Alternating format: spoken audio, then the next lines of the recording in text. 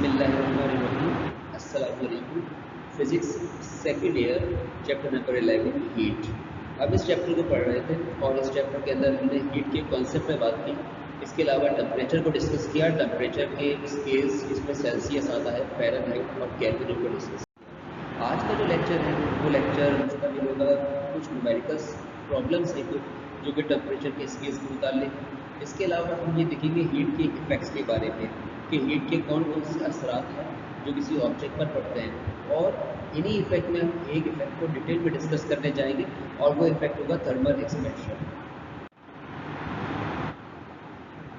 शुरुआत करते हैं हम न्यूमेरिकल से, और जो न्यूमेरिकल हम डिस्कस कर रहे हैं वो न्यूमेरिकल है बेसिकली प्रॉब्लम सी है। और इस प्रॉब्लम के अंदर हमें बात करनी है कि एट व्हाट टेम्परेचर, किस टेम्परेचर पर फ़ारेनहाइट और केल्विन, बेसिकली दो अलग अलग स्केल्स हैं, फ़ारेनहाइट और केल्विन स्केल को इंसाइड कर जाएं।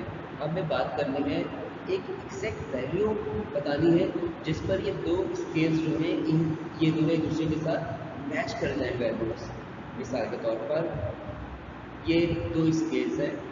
लेट सपोज एक स्केल जो है मान लेते हैं कि केल्विन स्केल है और एक स्केल मान लेते हैं कि फ़ारेनहाइट स्केल है। हमें वो वैल्यू तलाश करनी है, लेट सपोज जो वैल्यू यहाँ पर आ रही है जिस पर मिसाल के तौर पर फॉर एग्जाम्पल 3 यहाँ पर भी हो और 3 यहाँ पर भी हो, तो हम कह सकते हैं कि ये वो जगह है जहाँ पर दोनों स्केल्स एक दूसरे के साथ कोइंसाइड कर गए हैं, जिन वैल्यूज मैच कर गई हैं। जब फ़ारेनहाइट केल्विन स्केल के बारे में पढ़ा जाता है तो फ़ारेनहाइट केल्विन में फ़र्क ये होता है कि फ़ारेनहाइट का जो लोअर पॉइंट होता है वो 32 से स्टार्ट होता है, जबकि केल्विन का जो लोअर पॉइंट है वो 273 से स्टार्ट होता है। जबकि अपर पॉइंट में भी फर्क आता है दोनों का, एक का 373 केल्विन का और फ़ारेनहाइट का 212 है। तो हमारे आज के इस न्यूमेरिकल के अंदर हमें ये डिस्कस करना है कि किस वैल्यू पर आकर, किस जगह पर आकर दोनों स्केल्स की वैल्यू मैच कर जाती है। तो बेसिक हमारा टॉपिक यही है, हमें इसको जानना है, इस जगह को तलाश करना है कि यहाँ पर क्या वैल्यू लिखी हुई केल्विन और फ़ारेनहाइट स्केल के अंदर। तो इसका डाटा कंप्लीट करते हैं, और डाटा के अंदर हमने ये बात मेंशन कर दी है कि टेम्परेचर इन केल्विन यानी टी के, टेम्परेचर इन फ़ारेनहाइट यानी टी एफ, ये दोनों एक दूसरे के इक्वल है। और ये बात हमें कैसे पता, ये बात हमें क्वेश्चन के अंदर बता दी गई है कि एट व्हाट टेम्परेचर, किस टेम्परेचर पर फ़ारेनहाइट और केल्विन ये दोनों को इंसाइड करेंगे, मीन्स दोनों की वैल्यूज एक दूसरे के इक्वल हो जाएंगी। तो लेट्स से कि ये जो वैल्यूज़ हैं दोनों एक दूसरे के बराबर हैं, वो हमने कह दिया कि वो x के इक्वल है। यानी हमने इस पॉइंट को, हमें तो नहीं पता कि यहाँ पर क्या नंबर होगा, तो हमने फर्स्ट कर ली कि यहाँ नंबर क्या होगा, x के इक्वल होगा। यानी टी एफ और टी के दोनों जो है एक दूसरे के बराबर होंगे x वैल्यू पर। हमें इस x वैल्यू को डिटरमिन करना है कि यहाँ पर x की वैल्यू क्या होगी। तो जो फॉर्मूला यहाँ पर लगाने जा रहे हैं वो ऑलरेडी डिस्कस किया जा चुका है। फॉर्मूला कुछ ये है, T F minus 32 divide by 9 equals to T K minus 273 divide by 5। हम इस फॉर्मूले को यूज़ करेंगे। ये फॉर्मूला कब यूज़ किया जाता है, जब फ़ारेनहाइट को केल्विन या केल्विन को फ़ारेनहाइट में कन्वर्ट करता हो। यहाँ पर हमें बेसिक ये करना है काम कि उस वैल्यू का अंदाज़ा लगाना है कि वो वैल्यू क्या है जिस पर टी एफ और टी के यानी टेम्परेचर इन फ़ारेनहाइट और टेम्परेचर इन केल्विन एक दूसरे के इक्वल हो जाएंगे। इस फॉर्मूले के अंदर हम कंडीशन के अकॉर्डिंग वैल्यू को सब्स्टिट्यूट करेंगे। और हमारी गिवन कंडीशन क्या है, हमारी गिवन कंडीशन ये है कि टी के और T F equals to X होगा। ये हमारी गिवन कंडीशन थी, T K equals to T F equals to X. अब हम अपनी इस गिवन कंडीशन को अगर सब्स्टिट्यूट करें इक्वेशन नंबर 1 में, तो हमारी इक्वेशन नंबर 1 कुछ इस तरह की बन जाएगी। जहाँ टी एफ है वहाँ पर देखिए हमने एक्स लिख दिया, और जहाँ टी के है वहाँ पर भी एक्स लिख दिया, क्योंकि दोनों ही एक्स के इक्वल हैं, तो टी एफ भी एक्स और टी के भी एक्स। फर्दर 5 यहाँ पर डिवाइड हो रहा है, तो इट मीन्स दैट ये x माइनस 32 से तो मल्टीप्लाई होगा, जबकि 9 यहाँ डिवाइड हो रहा है तो x माइनस 273 से मल्टीप्लाई हो गया। मीन्स क्रॉस मल्टीप्लीकेशन यहाँ पर हमने अप्लाई कर दिया, 5 को लेफ्ट साइड पे और 9 को राइट साइड पे मल्टीप्लाई कर दिया। फर्दर जब ब्रैकेट ओपन करते हैं तो 5 से ब्रैकेट ओपन हो रहा है, तो 5 इंटू एक्स, 5x को हमने मल्टीप्लाई किया, उसके बाद 5 को मल्टीप्लाई किया 32 से, तो 5 मल्टीप्लाई बाय 32 यानी 5 मल्टीप्लाई बाय x और 5 मल्टीप्लाई बाय 32, ये स्टेप हमने लेफ्ट साइड पे लिखा। राइट साइड पे 9 मल्टीप्लाई बाय x यानी 9x और 9 मल्टीप्लाई बाय 273 ये हमने यहाँ पर मेंशन कर दिया ब्रैकेट ओपन के। अब मल्टीप्लिकेशन के बाद 532 ज़ा 160 और 9 273 को जब मल्टीप्लाई करेंगे आप तो आंसर आएगा 2457। फर्दर हम यहाँ पे अरेंज करेंगे, -2475 को हमने अरेंज किया प्लस -160 के साथ, तो ये प्लस हो गया, जबकि 5x पॉजिटिव था तो ये राइट साइड में जाके नेगेटिव हो गया। यानी x की वैल्यूज को आपने एक तरफ अरेंज किया और जितने x नहीं थे उनको आपने एक तरफ अरेंज किया। अब 2457 -160 करें तो 2297 आएगा। 9x में से 5x माइनस करें तो 4x आएगा। हमें x को डिटरमिन करना था, तो x की वैल्यू क्या होगी? x की वैल्यू का अंदाजा लगाने के लिए 4 क्योंकि मल्टीप्लाई हो रहा है तो 2297 से डिवाइड करेंगे, तो 2297 डिवाइडेड बाय 4, डिवाइड करने पर हमें आंसर मिलेगा 574.25 यानी अप्रॉक्सीमेटली 574, यानी 574 ये वैल्यू हमें मिली।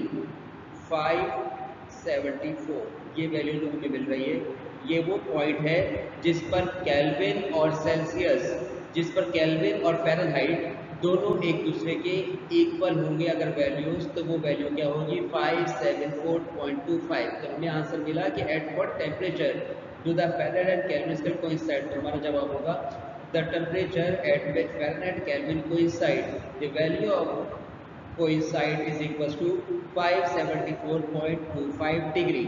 इस टेम्परेचर पर दोनों ही स्केल एक दूसरे के बराबर होंगे। तो आर आंसर इज 574.25।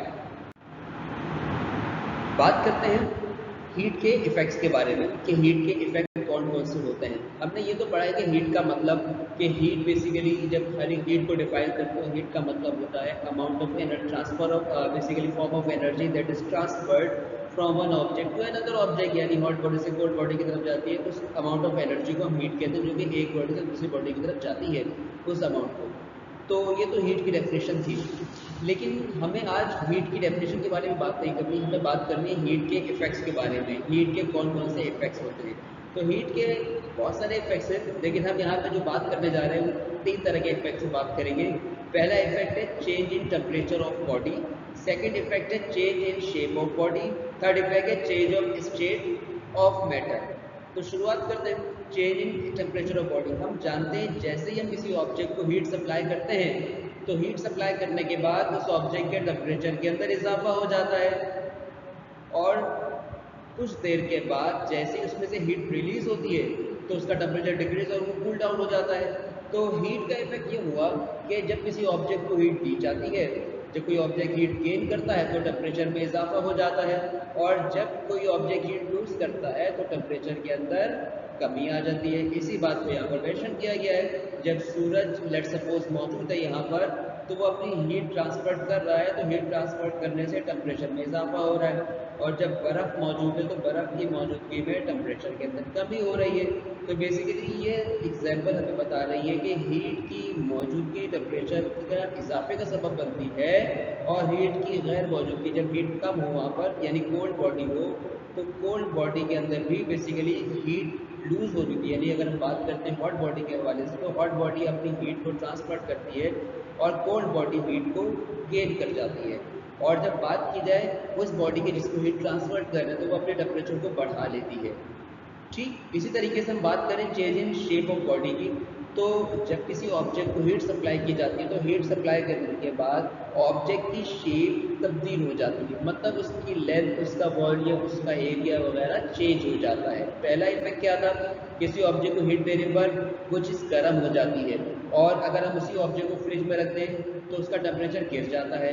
तो हीट गेन पर टेम्परेचर बढ़ता है और हीट लूज करने पर टेम्परेचर जो है ड्रॉप हो जाता है, या वो ऑब्जेक्ट कूल डाउन हो जाता है, टेम्परेचर में कमी आ जाती है।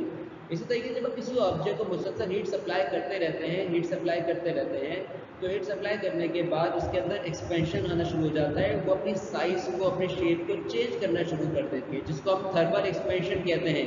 और यह थर्मल एक्सपेंशन सॉलिड के अंदर भी मौजूद होता है, गैसेस में भी होता है, और उसके अलावा लिक्विड के अंदर भी मौजूद होता है थर्मल एक्सपेंशन। हीट के तीसरे इफेक्ट पर अगर बात की जाए तो तीसरा इफेक्ट है चेंज ऑफ स्टेट, यानी पहला इफेक्ट था हीट देने पर टेम्परेचर ऑब्जेक्ट का बढ़ जाता है। पानी, आप अगर पानी को हीट सप्लाई करेंगे तो पानी का टेम्परेचर बढ़ जाएगा। सेकेंड इफेक्ट क्या है, शेप ऑफ बॉडी चेंज हो जाती है। यानी अगर आप किसी सॉलिड आयरन को गर्म करते हैं तो आहिस्ता आहिस्ता वो अपनी शेप को चेंज करना शुरू कर देगा। लिक्विड को गर्म करते हैं तो वो लिक्विड जो है, लेट्स सपोज अगर आप दूध को बॉईल करते हैं तो दूध जो है आहिस्ता आहिस्ता अपने आप को एक्सपेंड करना शुरू कर देता है। गैसेस की बात करें, गैसेस को आप हीट करें तो गैसेस अपने आप को एक्सपेंड करना शुरू करती हैं। तो ये हीट का बेसिकली सेकंड इफेक्ट था कि ऑब्जेक्ट की जो है शेप चेंज हो जाती है। और जब थर्ड इफेक्ट की बात करते हैं, थर्ड इफेक्ट ये होता है कि ऑब्जेक्ट अपनी स्टेट को चेंज कर लेता है। मतलब अगर आपके पास सॉलिड है तो हीट देने के बाद वो लिक्विड हो जाएगा, और अगर आपने लिक्विड को हीट दी तो वो क्या बन जाएगा, गैस की फॉर्म में आ जाएगा। तो सॉलिड से लिक्विड यानी मेल्टिंग हो जाता है। फिर तो लिक्विड से आप करते हैं तो बेसिकली ये बॉइलिंग की तरफ जाता है। तो इस तरीके से जो है कोई ऑब्जेक्ट अपनी स्टेट चेंज करता है। तो किसी ऑब्जेक्ट की जब स्टेट चेंज करने की मतलब बहुत ज़रूरत पड़े तो स्टेट को चेंज करने के लिए हमें क्या सप्लाई करनी पड़ती है, हीट। मतलब अगर मेरे पास बर्फ़ मौजूद है तो बर्फ़ सॉलिड में सॉलिड फॉर्म में है, तो जब मैं हीट सप्लाई करूँगा तो हीट सप्लाई करने के बाद वो जो सॉलिड आइस है वो लिक्विड वाटर में कन्वर्ट होगी। मज़ीद अगर मैं हीट सप्लाई करता हूँ तो वो लिक्विड वाटर जो है वेपर में कन्वर्ट हो जाएगा। इसका मतलब ये हुआ कि हीट की मौजूदगी में स्टेट चेंज हुई, मतलब ये हुआ हीट की मौजूदगी में साइज चेंज हुआ और टेम्परेचर चेंज हुआ।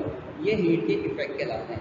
अब हम बात करेंगे कि change in shape of body यानी थर्मल एक्सपेंशन पर डिटेल डिस्कशन स्टार्ट करते हैं, जो कि हमारे सिलेबस का हिस्सा है। Thermal expansion. एक्सपेंशन जब बात की जाए, एक्सपेंशन का मतलब इजाफा है और थर्मल यानी हीट की वजह से किसी ऑब्जेक्ट के अंदर हीट की वजह से जो आने वाला इफेक्ट होता है वो थर्मल एक्सपेंशन कहलाता है। Change in size on heating, heat करने पर किसी भी ऑब्जेक्ट का साइज चेंज हो जाए, किसी ऑब्जेक्ट की length, width, height, volume, area, हम इन नामों से पुकारते हैं। अगर चेंज हो जाता है हीट सप्लाई करने पर, इट मीन्स दैट वहाँ पर थर्मल एक्सपेंशन प्रोड्यूस हो रहा है। इस डायग्राम में हम देख सकते हैं कि यहाँ पर टेम्परेचर कम है, यहाँ टेम्परेचर ज़्यादा है और यहाँ पर टेम्परेचर और ज़्यादा है। तो जब टेम्परेचर कम था तो उसमें चेंजेस कम आई थी, मॉलिक्यूल्स के अंदर मूवमेंट कम थी। जब हमने टेम्परेचर ज़्यादा किया तो मॉलिक्यूल्स के अंदर मूवमेंट बढ़ रही है और यहाँ पर मॉलिक्यूल के अंदर मूवमेंट और ज़्यादा हो रही है। तो जितनी ज़्यादा मूवमेंट होती है, इट मीन्स दैट वहाँ पर शेप में उतनी ज़्यादा तब्दीली वाक़ई होती है। इसी बात को इस डायग्राम में भी आप देख सकते हैं। यहाँ पर कुछ पार्टिकल्स ब्लू कलर के हैं जबकि कुछ पार्टिकल्स रेड कलर के हैं। जो ब्लू कलर के पार्टिकल्स हैं वो बेसिकली कम टेम्परेचर पर हैं और हायर टेम्परेचर पर आप देख सकते हैं रेड कलर के पार्टिकल्स मौजूद हैं। जो ब्लू कलर के पार्टिकल्स हैं बेसिकली यहाँ पर मूवमेंट कम है और रेड कलर के पार्टिकल्स के अंदर मूवमेंट ज़्यादा है।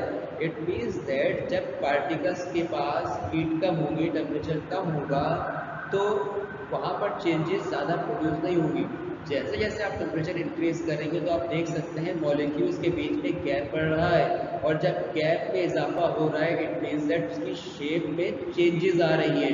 तो किसी ऑब्जेक्ट की शेप को चेंज करने के लिए मॉलिक्यूल्स की मोशन को इंक्रीज करना पड़ता है।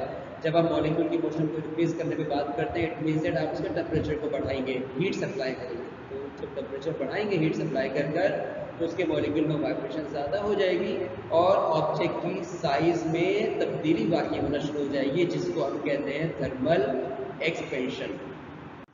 थर्मल एक्सपेंशन मुख्तलिफ तरह के होते हैं, जिसमें हम बात करने जा रहे हैं लीनियर एक्सपेंशन के बारे में।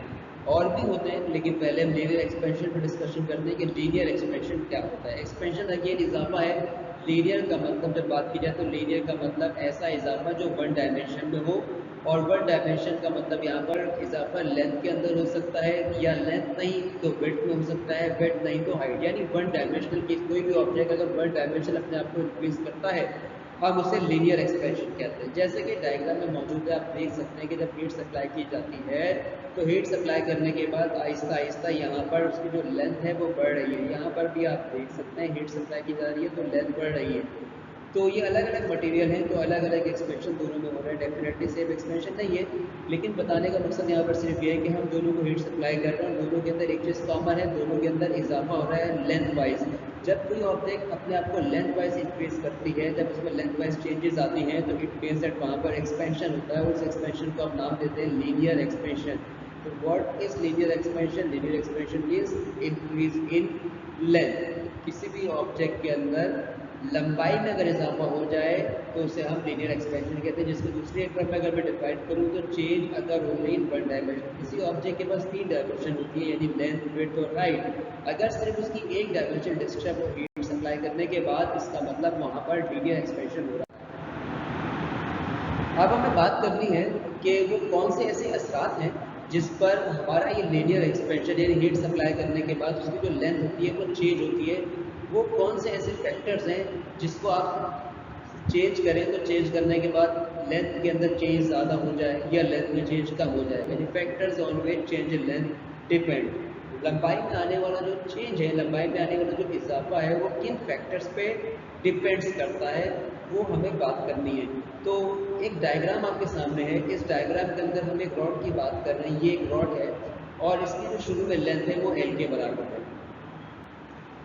जब हम इसको हीट सप्लाई करते हैं तो हीट सप्लाई करने के बाद आप देख सकते हैं इसकी रॉड की जो लेंथ है वो यहाँ से स्टार्ट हो रही है, यहाँ पे ख़त्म हो रही है। It means that previous rod से डेफिनेट लेंथ ज़्यादा हो गई है, लेंथ में इजाफा हो रहा है। क्यों इजाफा हुआ? बिकॉज हमने यहाँ पर हीट सप्लाई की, और हीट सप्लाई करने के बाद आप जानते हैं पहले टेम्परेचर T था, तो डेफिनेटली अगर in case temperature 20 degree centigrade था तो हीट सप्लाई करने के बाद 20 तो नहीं होगा, 25 हो जाएगा इन केस। तो 25 में 20 तो आपका इनिशियल था और ये 5 क्या है? 5 हीट सप्लाई करने के बाद चेंज आया टेम्परेचर में, तो T plus delta T indicate करता है कि इनिशियल T है और चेंज उसमें 5 आया। इनिशियल T यानी 20 है और चेंज इसमें 5 का है, तो 20 प्लस 5 25 हुआ। तो 25 डिग्री सेंटीग्रेड पर हमने ये देखा कि उसके अंदर जो चेंज आ रहा है वो कितना आ रहा है? डेल्टा L, ये इजाफा हो रहा है। इस बात को अगर मैं यहाँ पर मेंशन कर दूँ कि initial temperature for example 20 degree है और हमने इस 20 डिग्री के अंदर हीट जब सप्लाई की, तो हीट सप्लाई करने के बाद टेम्परेचर में कितना इजाफा हुआ? 5 का इजाफा हुआ, 25 हो गया। तो 25 करने के बाद हमने नोटिस किया क्या कि लेंथ जो है उसमें जो L थी उस पर डेल्टा L का इजाफा हो गया।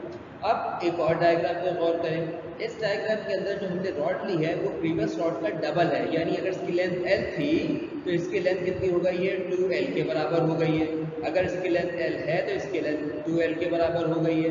ठीक है, तो इसकी लेंथ अगर 2L के बराबर है तो ये 2L की लेंथ को हमने बेसिकली मान लेना है कि इसका टेम्परेचर भी शुरू में कितना था, दोनों ही सेम रूम में अगर रखी है और उस रूम का टेम्परेचर 20 चल रहा है तो इसका भी इनिशियल 20, इसका भी इनिशियल 20, दोनों के इनिशियल टेम्परेचर 20 थे, दोनों को हमने same amount of heat supply की।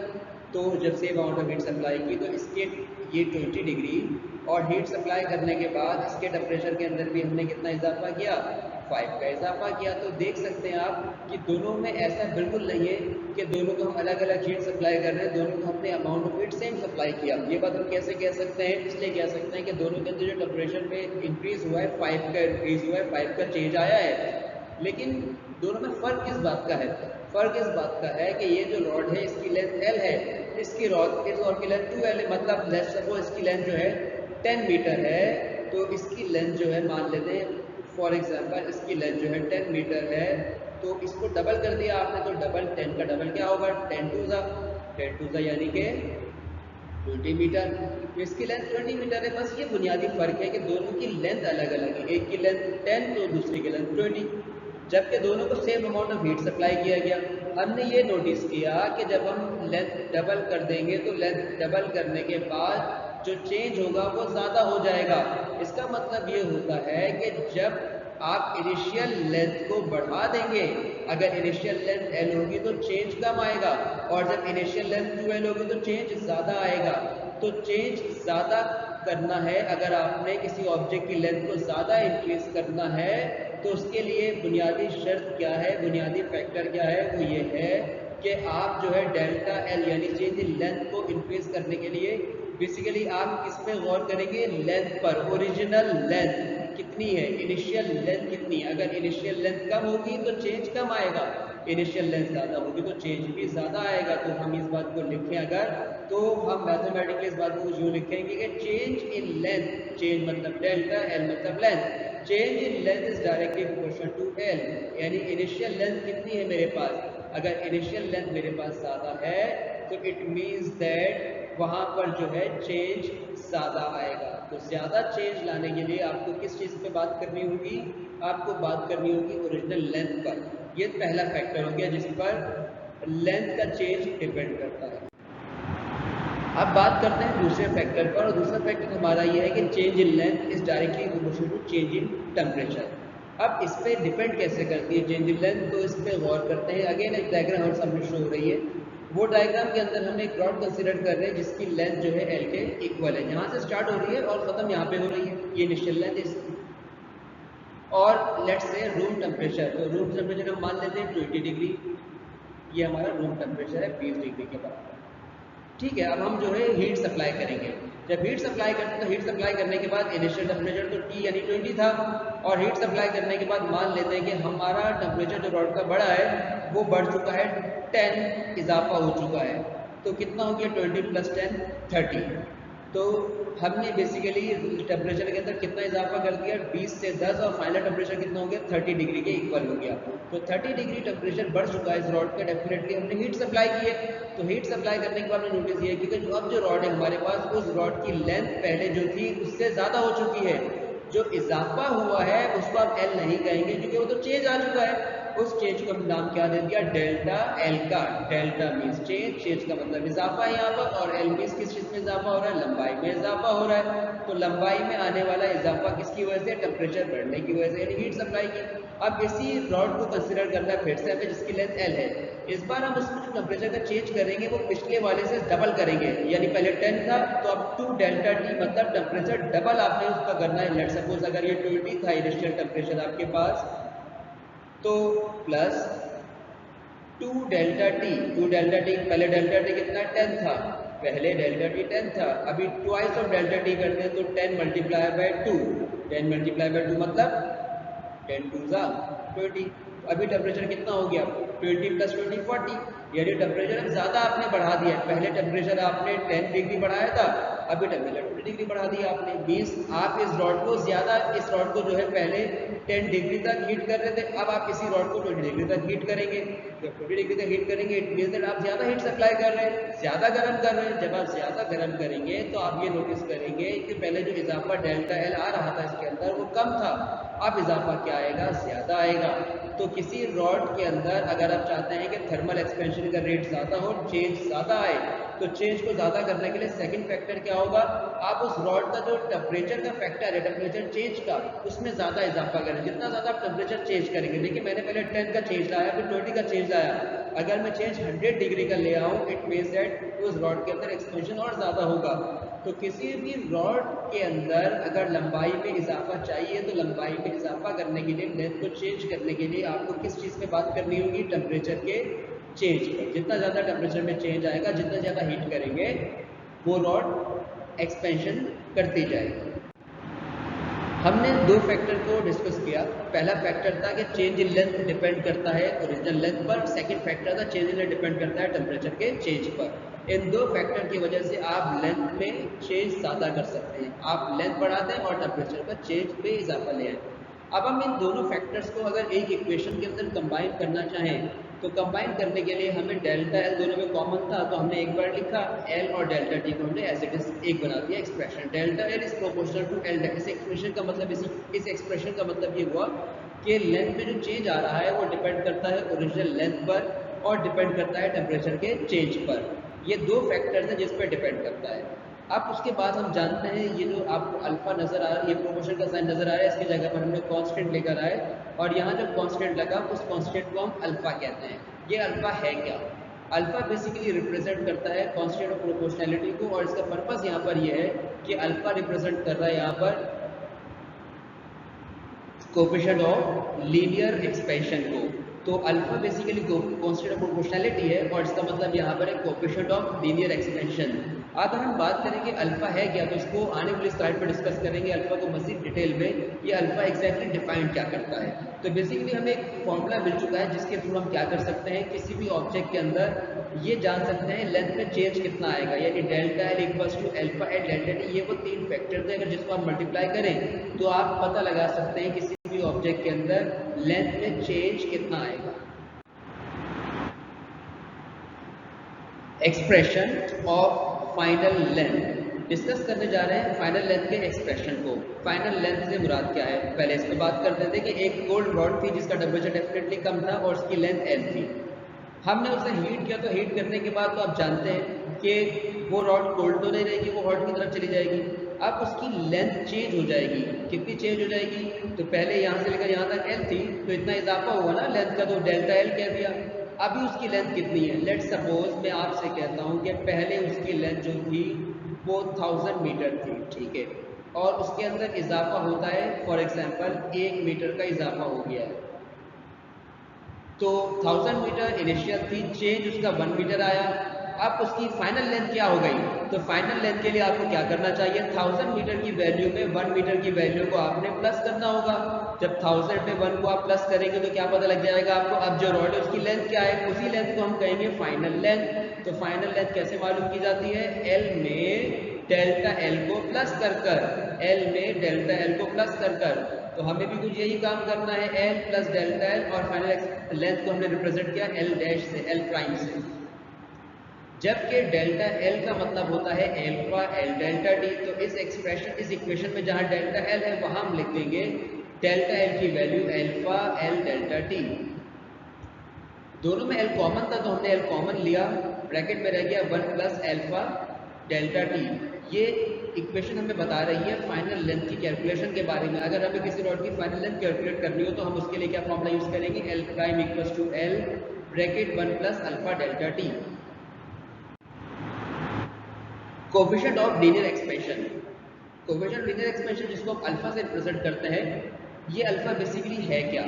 अल्फा की अगर डेफिनेशन पे बात की जाए तो अल्फा की डेफिनेशन ये है कि the change in length per unit length पर केल्विन राइज इन टेम्परेचर, यानी कि किसी भी ऑब्जेक्ट की लंबाई में आने वाला चेंज कितना आ रहा है, और उसकी इनिशियल लेंथ अगर 1 मीटर की है, यानी अगर मेरे पास 1 मीटर की रॉड है और उसके अंदर 1 केल्विन का टेम्परेचर बढ़ता है, तो जो लेंथ में चेंज आएगा उस चेंज को मैं क्या कहूँगा? Coefficient of linear expansion.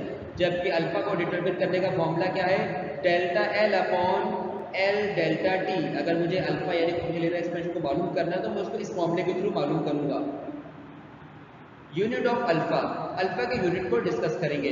Alpha का यूनिट कैसे बनता है? देखिए अल्फा का फॉर्मूला तो ऑलरेडी हम जानते हैं, डेल्टा एल लेंथ है, लेंथ मीटर में होती है, एल लेंथ है मीटर पे है, टेम्परेचर केल्विन में, तो मीटर और मीटर कैंसिल हो जाएगा, और कैंसिल होने के बाद हमें इक्वेशन मिलेगी 1 ऊपर और नीचे केल्विन, जिसको हम लिख सकते हैं फर्दर के माइनस 1। तो अल्फा यानी कोफिशिएंट ऑफ लीनियर एक्सपेंशन का यूनिट क्या बना? केल्विन इनवर्स बना। अल्फा क्या तमाम रॉड का सेम होता है? बिल्कुल नहीं, अल्फा हर रॉड का अलग है, ये नेचर पे डिपेंड करता है। कुछ रॉड ज़्यादा एक्सपर्ट होती है, कुछ कम एक्सपर्ट। तो ये टेबल हमें यही बता रहा है कि अगर मेरे पास एक एल्युमिनियम की रॉड है तो उसका अल्फा 25 10 की पावर -6 होगा। मतलब यह है कि अगर आपके पास एक रॉड है जिसकी लेंथ 1 मीटर है और जिसका टेम्परेचर आपने 1 केल्विन बढ़ाया है, तो उसके अंदर लेंथ चेंज कितनी होगी? 25 10 की पावर -6 मीटर। लेकिन अगर भाई आपके पास ब्रास यानी ब्रॉन्ज की रॉड है, वो सेम 1 मीटर की है, उसका टेम्परेचर आपने 1 केल्विन तक बढ़ाया है, तो वहाँ पे चेंज कितना आएगा? 19 10 की पावर -6। तो हालांकि आपने नोटिस किया कि एल्युमिनियम भी 1 मीटर की थी, ब्रास भी 1 मीटर की थी, दोनों का टेम्परेचर भी 1 केल्विन तक आपने इंक्रीज किया, फिर दोनों में चेंज अलग अलग क्यों आया? तो हम इसी बात को कहते हैं कि दोनों रॉड के जो नेचर है वो डिफरेंट है। कुछ मटेरियल ज़्यादा एक्सपर्ट होते हैं, कुछ मटेरियल कम एक्सपर्ट होते हैं। इसी बात को हम कहते हैं कोफिशिएंट ऑफ लीनियर एक्सपेंशन। तो कोफिशिएंट ऑफ लीनियर एक्सपेंशन क्या कहलाता है? कोफिशिएंट लीनियर एक्सपेंशन का मतलब हुआ कि कौन सी रॉड का एक्सपेंशन रेट ज़्यादा है, किस रॉड का एक्सपेंशन रेट कम है, विद द सेम लेंथ और सेम इंक्रीज इन टेम्परेचर। हम इसको अल्फा से डिपेंड करते हैं। आप देख सकते हैं हर मटेरियल के अपने अपने अल्फा यहाँ पर मौजूद हैं। तो आज के इस लेक्चर के अंदर हमने लीनियर एक्सपेंशन के बारे में डिस्कशन किया। इंशाल्लाह अपने इस लेक्चर को जो है नेक्स्ट क्लास में कंटिन्यू करेंगे, जिसमें हम डिस्कस करेंगे इसके न्यूमेरिकल्स के हवाले से। तो आज की क्लास को यहीं पर वाइंड अप करते हैं।